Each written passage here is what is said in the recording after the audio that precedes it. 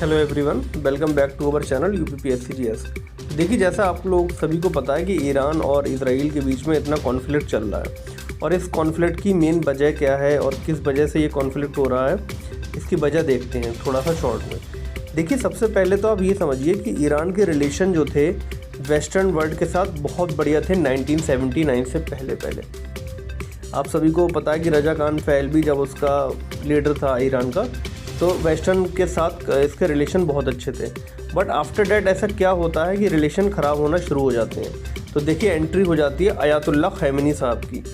इनकी एंट्री होने के बाद इस्लामिक रेवोल्यूशन आ जाता है और इस्लामिक रेवोल्यूशन जैसे ही ईरान में आता है तो वेस्टर्न को ये खलने लगता है और उसके बाद वेस्टर्न के साथ इसके जो संबंध हैं वो कमज़ोर पड़ने लगते हैं, या एक तरीके से हम कह सकते हैं कि ख़राब होने लगते हैं। और अयातुल्ला खैमेनी जब पावर में आते हैं तो आपको पता है कि उन्होंने ईरान में इतने कल्चरल रूल लगा दिए, जहाँ एक तरफ ईरान जो है मॉडर्नाइजेशन की तरफ बढ़ रहा था 1979 से पहले। आप अगर गूगल करके देखेंगे, वहाँ की वुमेंस को इतना फ्रीडम था 1979 से पहले और उसके बाद वो फ्रीडम नहीं रहा। तो इसके कंपैरिजन में 1979 के बाद ये कहानी बदलने लगी। वहाँ पे इस्लामिक रेवोल्यूशन आ गया और वुमेंस की आज़ादी भी छीन ली गई।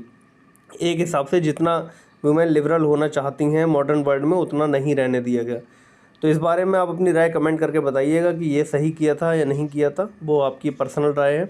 इसके बाद आप देखिए कि सबसे बड़ा USA को जो बात खलती है वो ये है कि ईरान जो है अपना न्यूक्लियर पावर बनना चाहता है और USA कभी नहीं चाहता कि कोई भी कंट्री न्यूक्लियर पावर बने, बिकॉज़ कोई भी कंट्री न्यूक्लियर पावर बन जाएगी तो वो उस पर दबाव बनाना बंद कर जाएगा।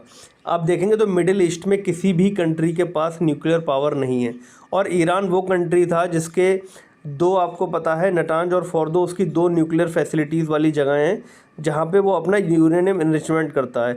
अभी आपको पिछली घटना पता होगी, जून की ये घटना है, जून 2025 की, जहाँ पे कोशिश की थी इसराइल ने इन दोनों साइट्स पे लोकेशन करके टारगेट किया था।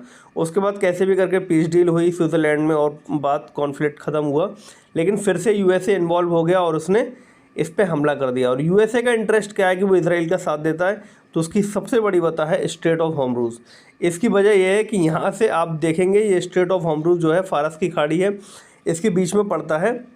इसमें आपका 20% जो ऑयल का इंपोर्ट है वो इसी रास्ते से होकर जाता है और USA ये चाहता है कि इस पर भी उसी का कंट्रोल आ जाए, ताकि ऑयल के ऊपर पूरी तरीके से उसकी पावर आ जाए और पावर आ जाएगी तो वो पूरी तरीके से पावरफुल हो जाएगा। और आप देख सकते हैं ईरान और इजराइल में अगर आप पावर के हिसाब से देखेंगे तो ईरान पावरफुल है, लेकिन इजराइल के साथ USA दे देता है, इसलिए आपका ईरान कमज़ोर पड़ जाता है। Thank you very much.